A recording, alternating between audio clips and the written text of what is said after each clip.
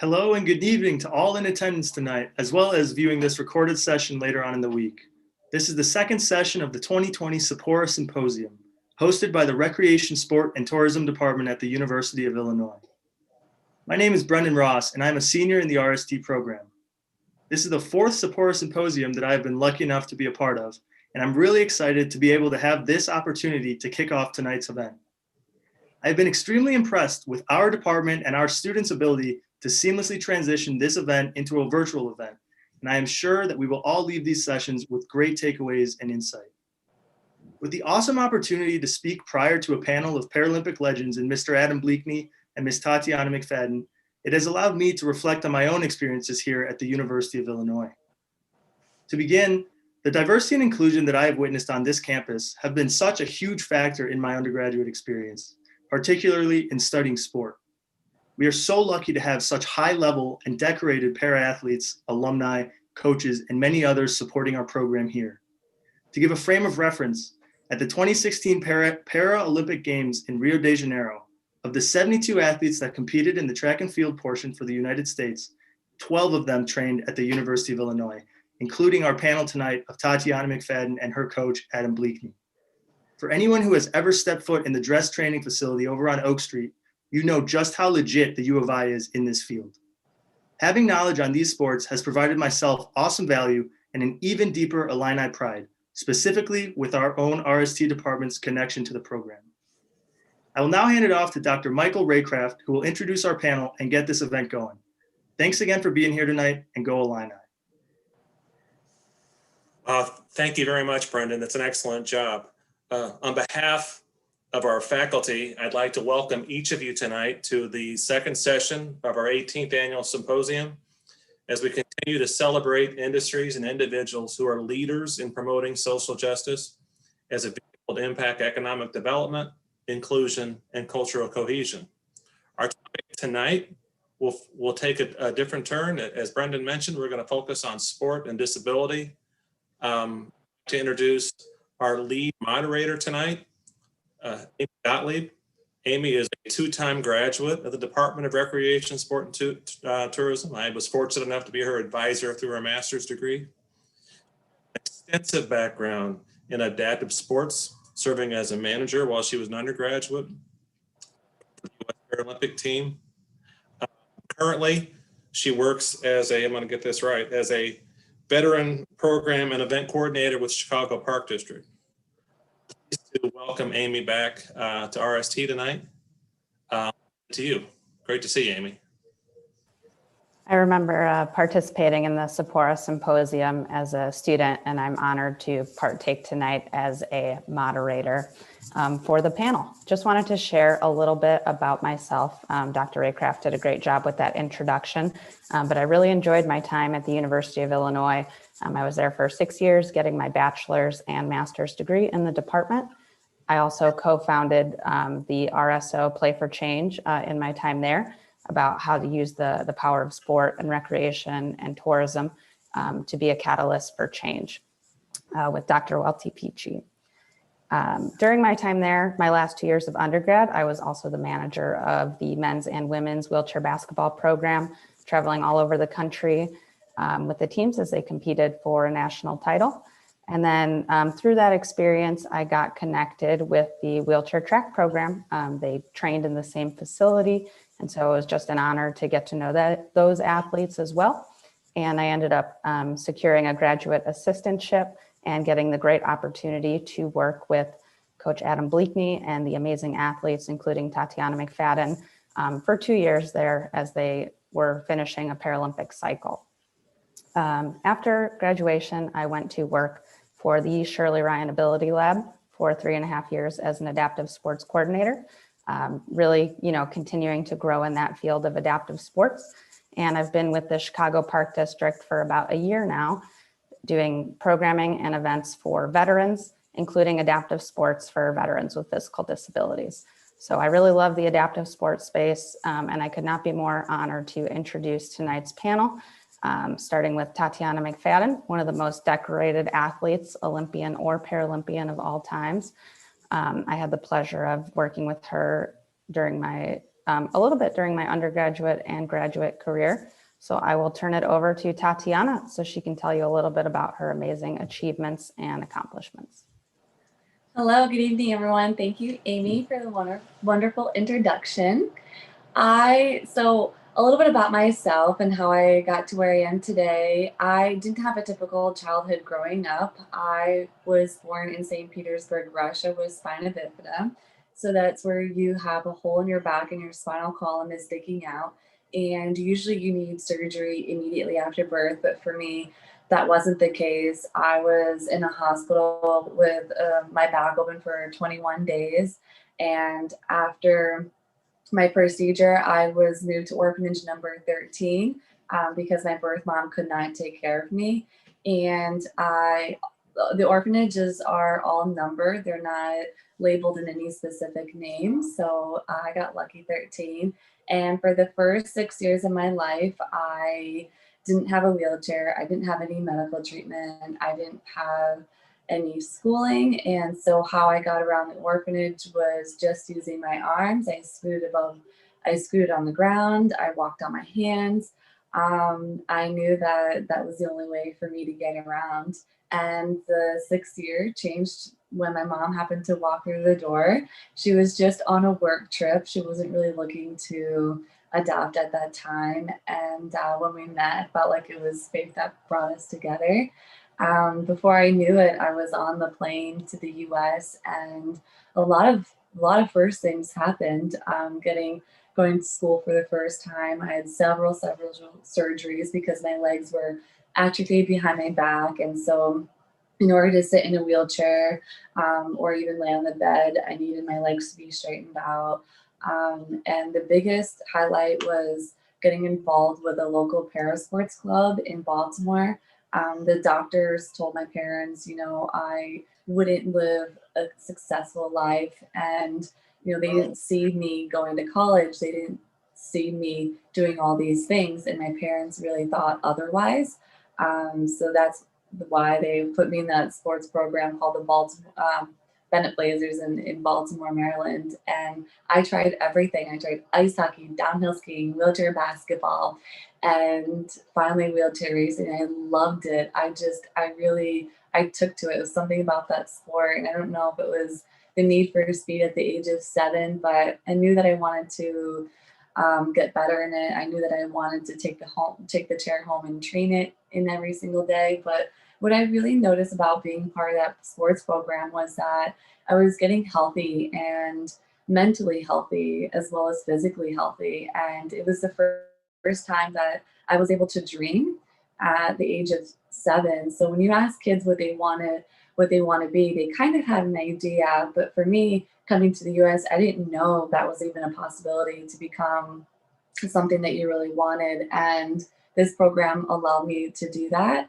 And I just really liked athletics, that I wanted to be an athlete. And I knew that at a really young age. So it was part of the sports program. And since elementary, middle school, and high school. And in 2004, when I found out that I was finishing up 8th grade, and when I found out that the games were going to be in Athens, I was so excited. And I went to my parents. I said, the Olympics are going to be in Athens, and I really want to go. And I say the Olympics during that time because I didn't know about the Paralympics. I didn't even know they were even existed. I just thought it was a games. The Olympics was just for everybody to go to. And so we found out where trials were going to be at that time. And I was 14 and a half, 15. So I was really quite young to make the team. I think a lot of people didn't expect for me to make it, being so young and being my first really big competition. And I made the team. One of the youngest track athletes to go in 2004, and I won a silver and bronze medal in the 100 and 200. And I think being on that podium, I knew that that's what I wanted to do for the rest of my life. I knew that I wanted to be an athlete. And what I really wanted for the sport was that, when I came back home, Paralympics wasn't celebrated. And for me, I always wondered why, Paralympics should be celebrated and it should just be like the Olympics. And so I thought to myself at a young age, well, how can we make a voice for the sport? And I thought, well, you have to be the best, right? Like Serena, like Naomi, you have to win everything and people will listen. You can give a voice for the sport. So I knew that that was a journey that I wanted to be on at such a young age. But what I didn't realize that when I returned from my first Paralympic Games in 2004, with 2 medals around my neck, I entered it into high school with a dream to join the high school track team. But I was not allowed to join the team. I wasn't given a uniform. I wasn't allowed to work out with the team, and I wasn't allowed to compete. And so at the age of 15, with the support of my parents, I sued the county school system for the right to compete alongside able-bodied athletes in high school sports. We prevailed in the county and then the state, and now it is federal mandate that requires schools to allow people with disabilities to compete equally in high school sports. And I really wanted to take on that challenge because of my sister Hannah. She's also a Paralympic athlete, and I thought, well, I wanted to be that voice so she could, participate equally in high school and not have to go through the battles that I had to go through. High school was really, really tough. I was constantly bullied every single day because of what I was doing. But it was the right thing to do. And I think there was a lot of noise made because people didn't understand. They didn't understand disability. They didn't understand, what wheelchair racing was. And so I think that sports just does such an amazing job of normalizing disability and normalizing acceptance and building understanding. And so that's why I wanted that lawsuit to happen. After high school, I wanted to go to the University of Illinois, and that's where I met Adam. I actually came on as a basketball scholarship for about a year before I switched. And that's where I started marathoning. In 2009, I was quite nervous. I don't know if you remember that, Adam, when you were trying to convince me to do a marathon after the 2008 games. And I remember thinking that I couldn't make it through a marathon because in 2008, my longest distance was only 800 meters. And my favorite track event is the 400 meters. So Adam convinced me that, a marathon's about 400 meters, about 100 times or so. And then we've completed the marathon. But I was so happy that I started the marathon journey because it also kind of gave another voice for the sport, another chance to talk about wheelchair racing, to talk about disability, and to help normalize it and to help build equality within the marathon community. And I love it. I love the challenges that training for a marathon comes. And I love everything about the marathon. And then I went to London and Rio, and it's just been really an amazing journey so far through sports. And we've seen just such huge transformation from, when I started with in Athens all the way to now. And I think the social media has had such a great change with that, where athletes are given a platform to talk about sports, talk about equality, and to talk about disability at the same time. So that's been an amazing, good transformation, as well as media coverage with NBC, and even recently the name change for the USOPC, where it's now the United States Olympic and Paralympic Committee. So that's a little bit about me and my journey, and I'm still training for Tokyo next year.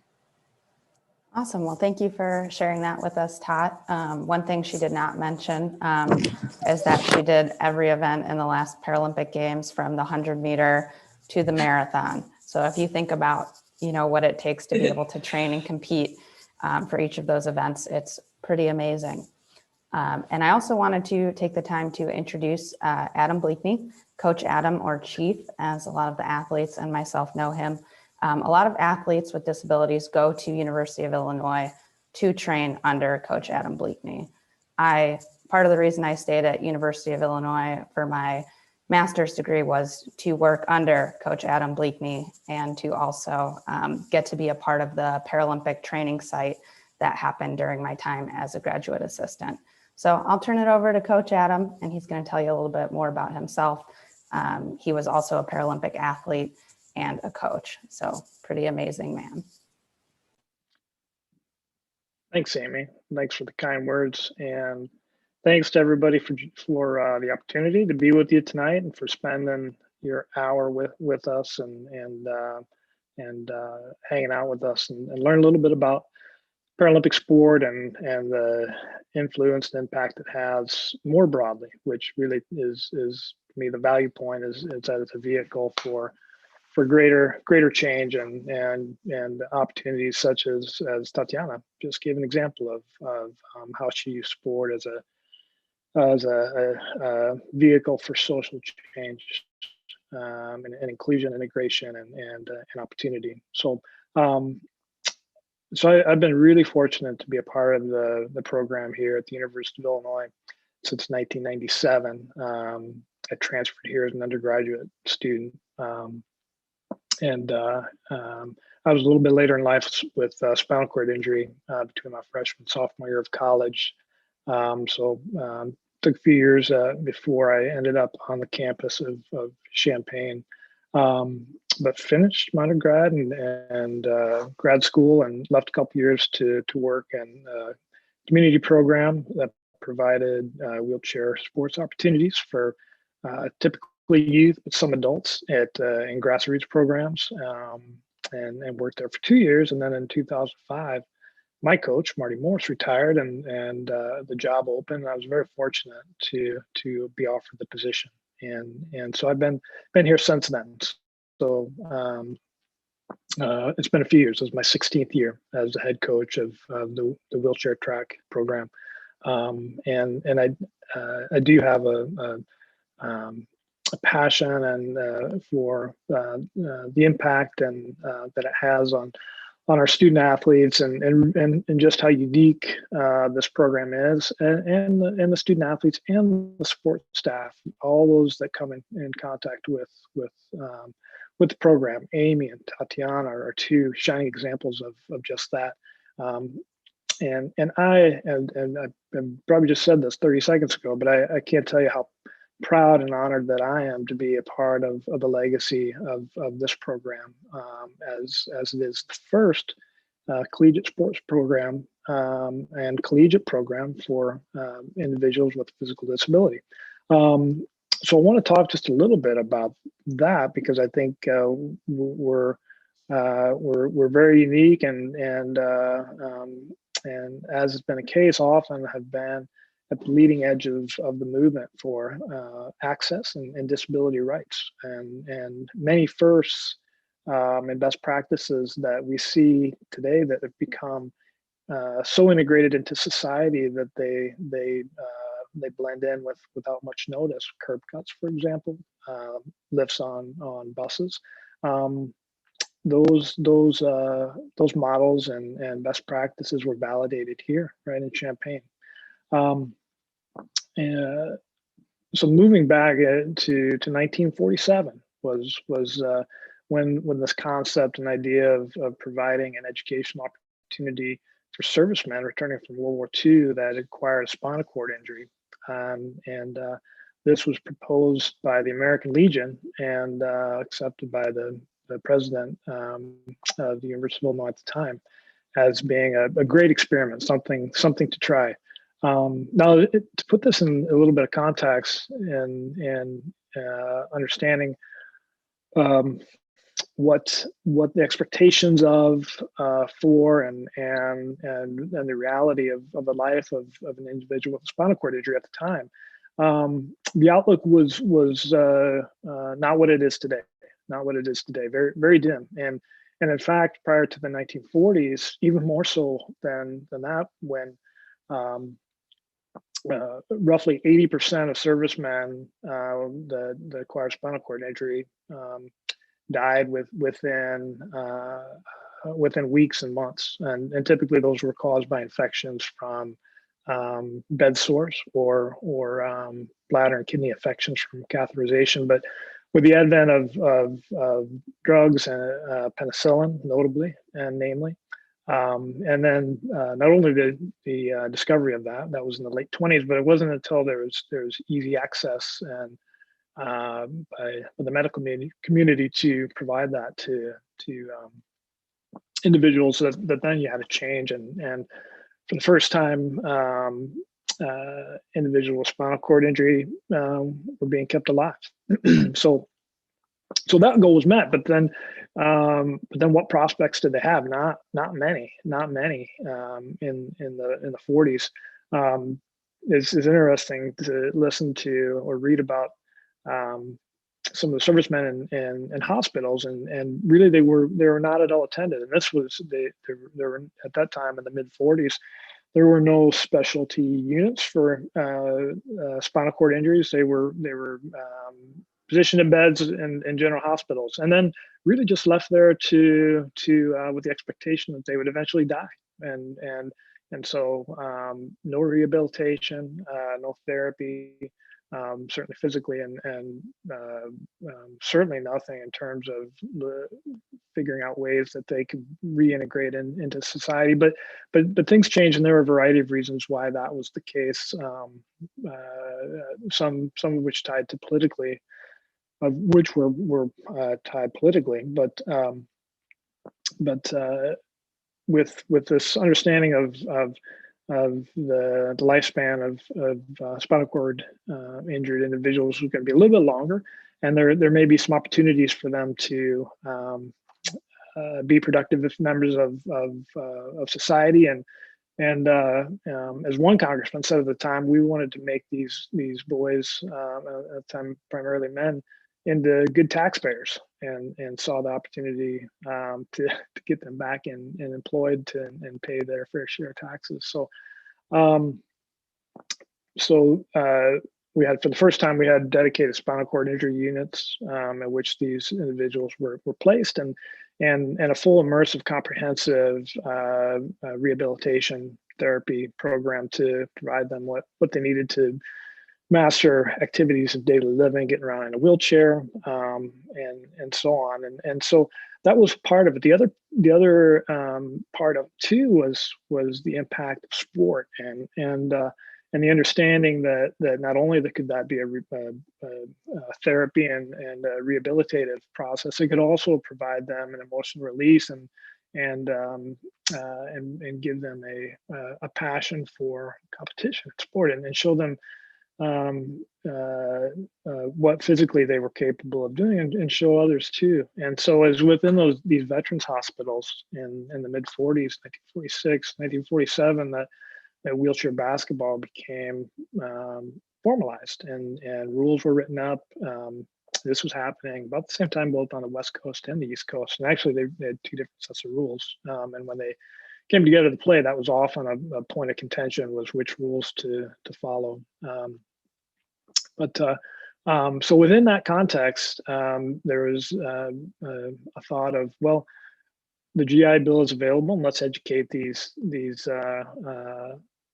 service members and put them back into society. So now we're back at 1948 when the program started over in Galesburg, and along with that was an understanding of using sport as an opportunity to interact and engage and connect with the broader society and demonstrate physically what these student athletes were capable of doing. And so the first National Wheelchair Basketball Tournament was held in 1949 in the spring, and from then the organization National Wheelchair Basketball Association was formed and still exists to this day, and as does National Tournament. And that again was a first that came out of Champaign, and has provided opportunities for thousands and thousands of women and men to participate in competitive wheelchair basketball. And so the start though wasn't an easy start here over in Galesburg. We just didn't settle in and start the smooth sailing. Actually, in that same year, in the spring of 1949, the Galesburg campus, where the program was hosted, was closed and shut down. And the governor, this was closed by the governor, and then with no prospect of moving this program. And there were roughly about 20 students at that time that were enrolled in the program.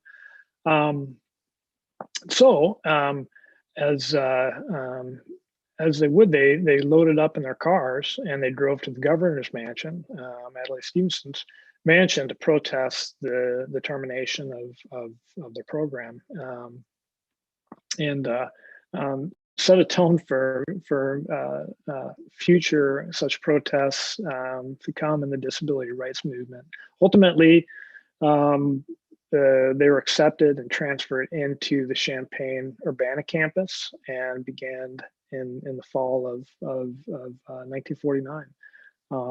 And of course, we've been here since. And we started out in a tar paper shack just across the street from where our current building is, and from there worked into a permanent building in 1960s, and that's where we're still housed. So once these student athletes were on campus, now we had to create access to classrooms. It was one thing to be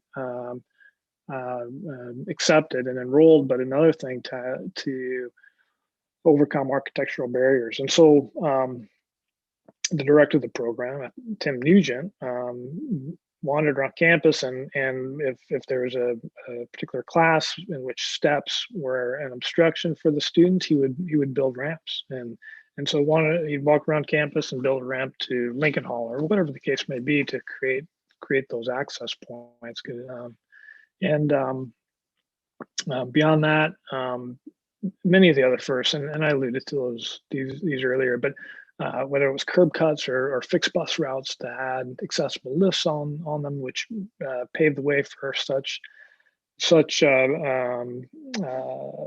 of accessible busing throughout major metropolitan areas, or architectural standards, best practices for housing, insofar as creating accessible housing. All these became codified state law and later federal law, and each of which began here and were implemented in order to create access and opportunity for our student athletes.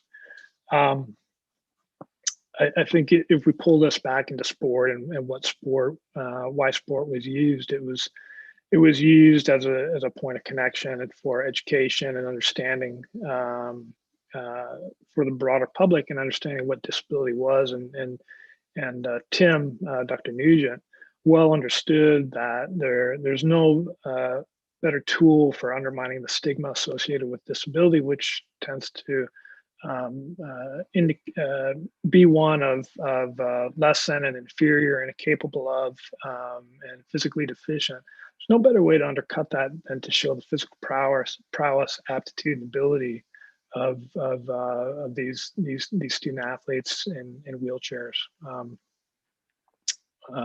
So I'll wrap my monologue up here and just tie back in my sport wheelchair track, which began and was formalized in the late 50s, 56, 57, 58.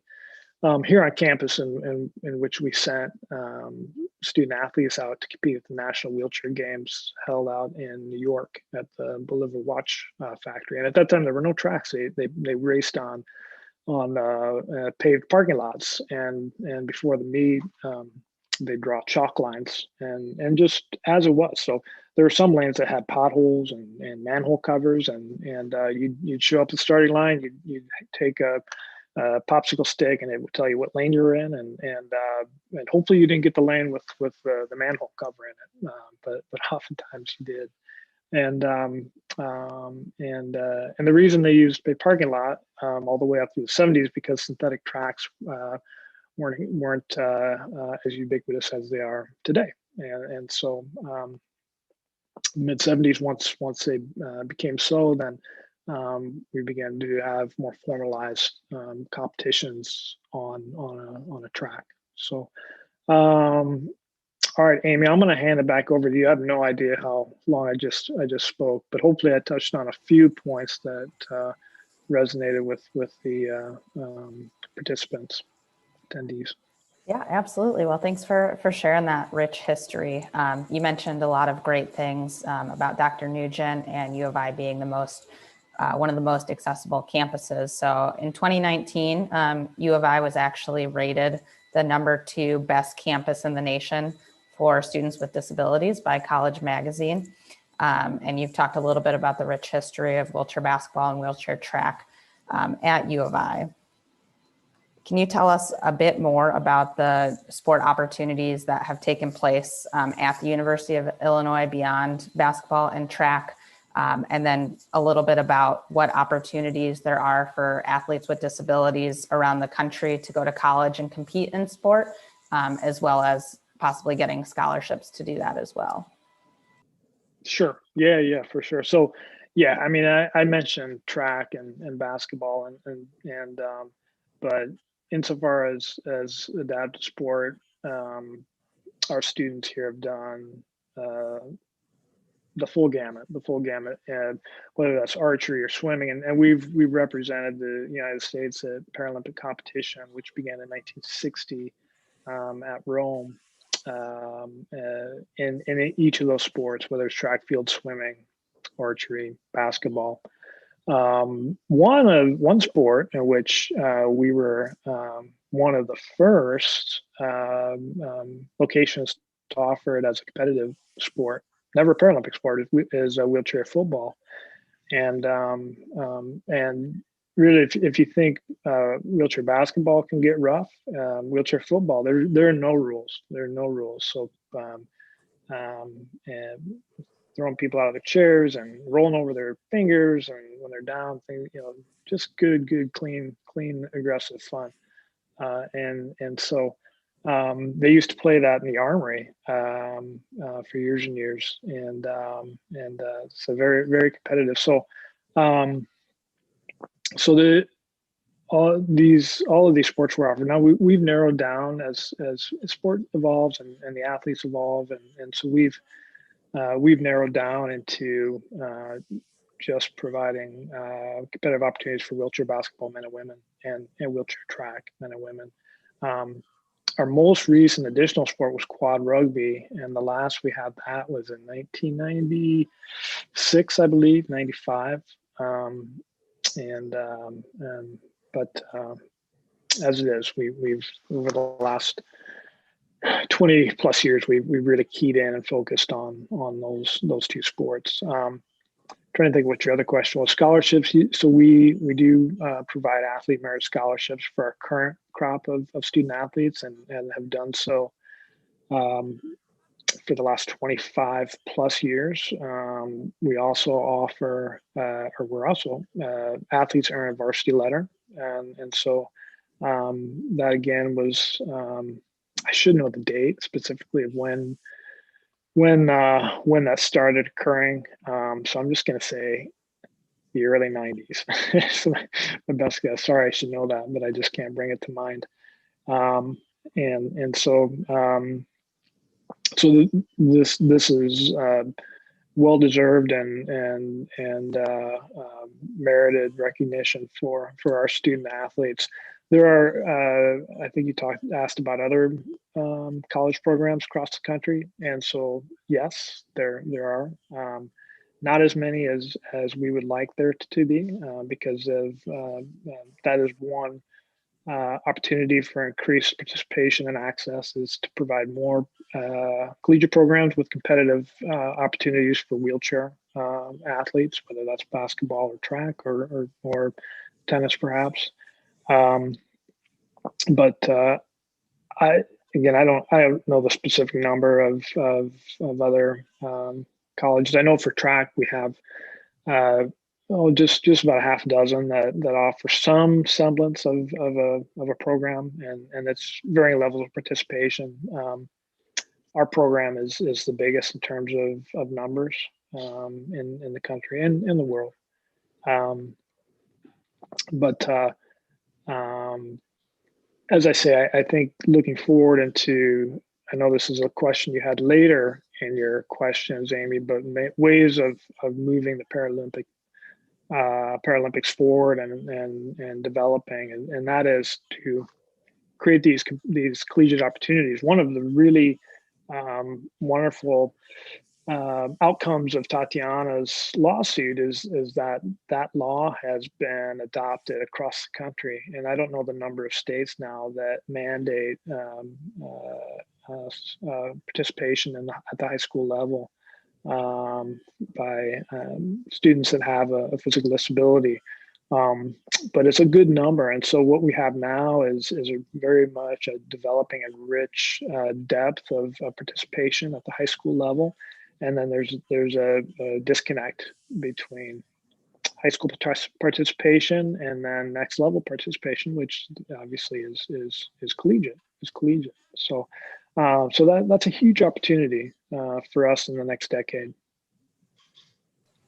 Awesome. Thanks for sharing that. When I was a student manager of the wheelchair basketball team, there were 5 women's programs and 7 men's programs across the country, but that was back in 2014, and I know that number has grown since then. My next question is for Tatiana. I was wondering if you could tell us a little bit about your Netflix documentary that you helped produce called Rising Phoenix. I know I watched it. I really enjoyed it. I was very moved by it. What role did this film have in pushing for equality in sports?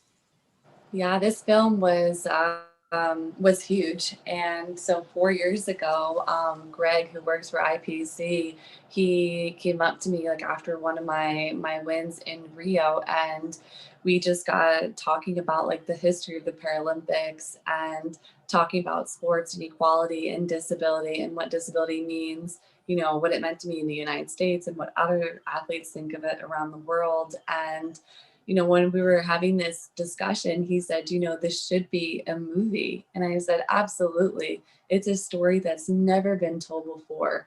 You know, the whole history of the Paralympics from when it started all the way up to now.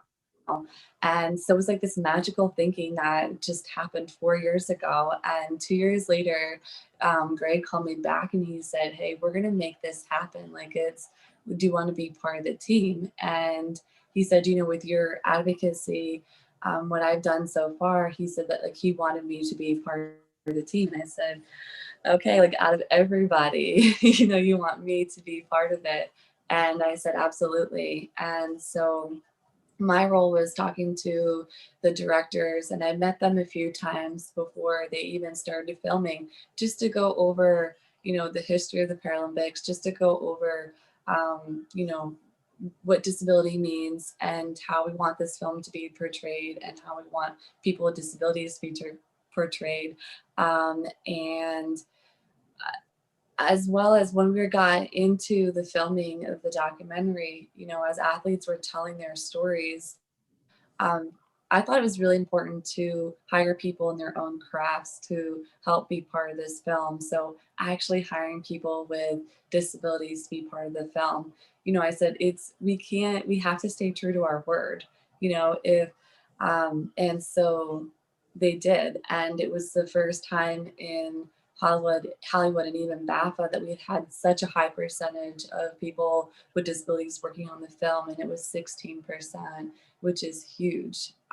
And so I was just proud to be that voice and that whole process. And even the directors learned a lot.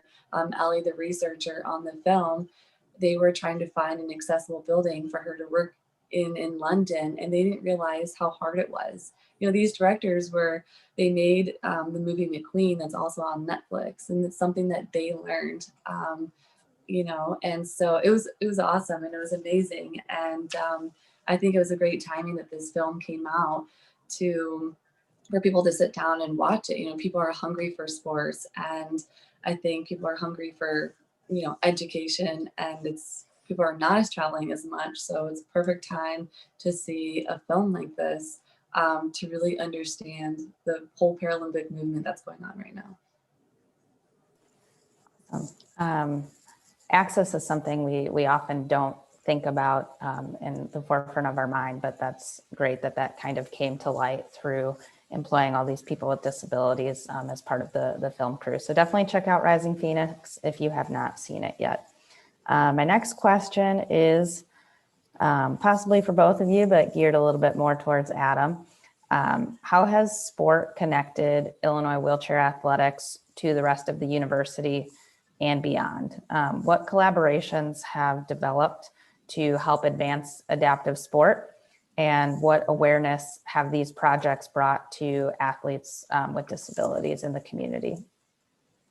Yeah, absolutely. So one of the high value points of where we are housed, which is within the College of Applied Health Sciences, is that we have a great point of connection with a lot of different departments across campus to do collaborative work, and so we do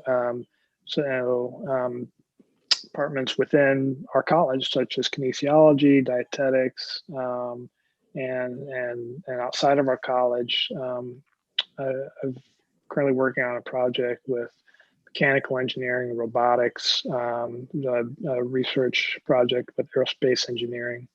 We've done work with this Guy School of Business, do a lot of work with industrial design, a little bit with College of Medicine too, a newer program. So our tentacles are wide, and which I think again is the real value point of this program, and what makes it very unique is this blend of sport with research and academia, and I think what I really enjoy is taking these silos of expertise and bringing them into a single barn, and sharing that knowledge and sharing those experiences to create greater access and greater opportunities.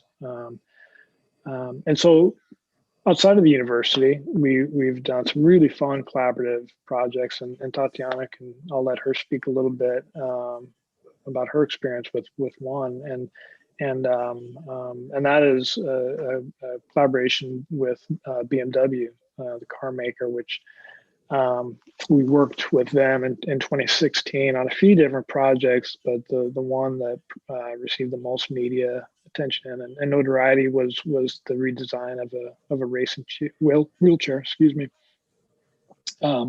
which was modeled on, if you guys are Star Wars fans, it was modeled on an X-wing TIE fighter, I think. I don't know my Star Wars Empire battleships well enough, but maybe it was an X-wing. It was an X-wing fighter. Anyways, it's a really innovative and cleverly designed and full carbon fiber chassis racing chair. And so the exposure and presence within the media and opportunity to connect with some spaces that we wouldn't have otherwise via this project really was significant. Tatiana was one of the featured athletes, and she raced in the BMW frame in Rio, and there were just 6 built, and all 6 were built for student athletes in our program. So I don't know, Tatiana, if you want to touch on that real briefly. I'm not sure what else there is to say other than maybe you can just talk a little bit about your experience. Yeah, it was really cool. So it was, as Adam said, like the first time like in history where a sponsor wanted to take on a project to create something so revolutionary. And I was really excited. It was for us the first time to be, creating this all carbon fiber chair in the US.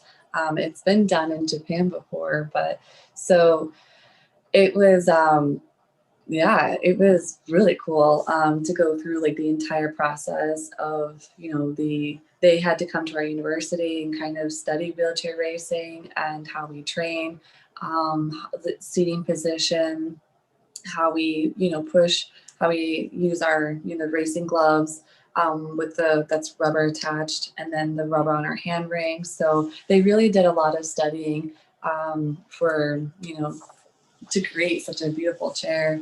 And another thing that we've had a fun collaboration was with BP, creating the Olympic and Paralympic Training Center at U of I, which is amazing as well to help with that. So yeah, it's been numerous fun projects that we've had come along the way. Yeah, Tatiana, I'm so remiss in not mentioning BP. I was only thinking about research and equipment, but yes. So our indoor training facility. So we are the National Training Center for Wheelchair Track for the USOPC, and the sole training site designation in the country for wheelchair track, which just is recognition of our student athletes' success and long tradition of success. And so we have, as part of that, we received a very generous donation from BP, which allowed us to gut half of our basement and build a state-of-the-art indoor training facility and workshop and staging area for our student athletes. And so that certainly was a very valuable relationship, which was should mention that was came as a result of Tatiana's relationship with BP. Let me interrupt real quickly. Yeah. Students, if you guys have questions that you'd like to put on the Q&A panel, I'd be happy to take a look at those and maybe we can get those asked. I also wanted to give Colin from the News Gazette an opportunity if he had a question. Sure, I appreciate that, Michael. Thank you. My question kind of dives a little bit away from some of what you guys have been talking about. I think it was actually probably going to build off some stuff you guys might talk about later, but I'll ask it now since I've been given the floor. Tatiana, during the era of COVID, obviously all encompassing, it's affecting everything we do. How has that affected your day-to-day routine and everything that you had planned from every standpoint, athletic and otherwise, over the last 7-8 months? Yeah, it's been it's been tough. It's been kind of a whirlwind time. I actually came to Florida for winter training to get ready for Tokyo specifically, just to give it a shot and see how that transition would be. And I've been in Florida training in the warm weather due to COVID. And yeah, but it's been really tough. We completely redid our training from, and we extended our winter training more into the spring, right, Adam? We just extended that entire training block, just kind of redid everything. And I had to be really creative in the gyms here for quite a while, with everything being shut down. So I came up with a lot of exercises at home, just to be, extra safe. And part of training in Florida was I was just outside by myself. So it's been kind of different. It's been kind of weird. I think the hardest thing is, as an elite athlete, we know our schedule a year in advance. So with when the Paralympics, got postponed to next year, we still didn't know about the marathons coming up for that year. So that was pretty hard. Just kind of, playing that waiting game and training and kind of, waiting and seeing what would happen. So that's been really tough mentally, but I've been just really staying focused on my routine, just getting up and training, and jumping on Zoom calls, doing a lot of fun other projects like Rising Phoenix, being part of other youth sporting events, some nutrition projects. So I'm trying to stay busy via Zoom, which has been kind of nice. It's a different way and a faster way to connect. So that's been really quite fun and interesting. But yeah, I think it's definitely been mentally tough for a lot of people. But I have a wonderful sports psychologist, and she's been amazing and going through, just meditations, and just trying to stay focused for next year. Thanks, Tatiana. Appreciate it. I have a question for both of you in terms of how do you think, I mean, Tatiana and Adam, you guys are really role models for a particular type of athlete. I mean, what do you think the impact has been on kind of the profile given to disabled sports, the Paralympic Games, et cetera, in terms of the greater population?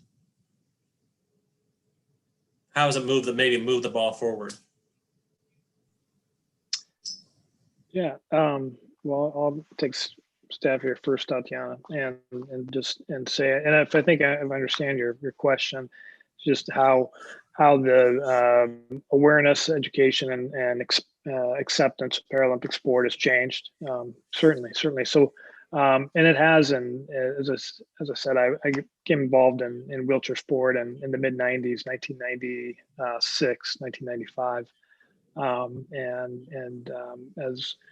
As we've progressed through in the 2010s, without question, without question on a lot of different metrics, we've had a gaining awareness and understanding and promotion of Paralympic sport and Paralympic athletes, and so whether that's financial allocation, presence in the media, we've seen growth and development in those areas and in those spaces. Now, that's not to say that we're satisfied with where we are. We acknowledge the progress that's been made because much has been made, but we also call for increased access and resources and equity because we're not quite there. We're not quite there yet. And I think as a case in point is I often think of the changing relationship between the Paralympic athletes and the U.S. Olympic Committee, now the U.S. Olympic Paralympic Committee,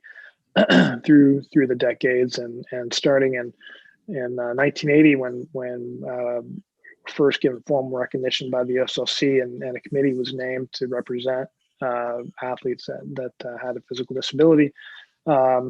Through 1984, when they prohibited our use of the term Paralympics, which undercut our efforts to host the first Paralympic Games on U.S. soil. The ability to market and fundraise then was severely hampered, and ultimately we were not able to do that. They were set to be hosted here on the campus in Champaign, Illinois. But ended up being hosted at Stoke Mandeville, where some of the first Paralympic sport competition was hosted. Anyway, so it would be years before '96 Games before we actually had a Paralympic Games here. So we've had via a couple of lawsuits that were lodged late '90s, early 2000. We've had this change, and one of them, and I'll wrap it up here, but I think one of the marked changes in our relationship has been just the presence of Paralympians being featured at the Olympic Training Center in Colorado Springs. When I first began going out there in the late '90s, there was very little to no representation of Paralympic athletes, or that Paralympic athletes were a part of their family. By the mid 2000s, we began to see a little bit more exposure. There were some Paralympic banners hung up. Then when they moved their headquarters from the Olympic Training Center to downtown Colorado Springs. And when that building was built, they put in murals, floor to ceiling murals of Paralympics, as many as there were Olympians. So there again was an idea that this philosophical position toward their Paralympic athletes was changing. And then more recently to change the name and include Paralympics in the name of the company, name of the organization. And then and I'm still a little I'd say my jaw dropped when I was told this information that we were getting a 1-to-1 medal payout. So Olympic gold medal and a Paralympic gold medal, the payout it's the same, and I think it's $25,000. Tatiana may know that number precisely, but I believe $25,000. And so here's where you have equality and resource allocation, and to me that's a real sign of a changed philosophy and understanding and value of the Paralympic athlete. Okay, Tatiana. Yeah, and that name change was definitely huge, as Adam was saying, with the equal pay. I didn't know if I was going to see it in my career. I would maybe thought I would see it around LA 28, having the games, in the US. But so I was really, really happy to see that, and I'm so thankful for the Paralympic athletes before me who have actually, fought for the right to make this amount of progress. So it's taken a group of us to kind of make that movement happen. And I've just seen such big changes in media and in sponsorships and in attitude as well. I think as generations progress, it's a little bit easier to educate, the younger ones. And as I think they're a little bit more accepting as well.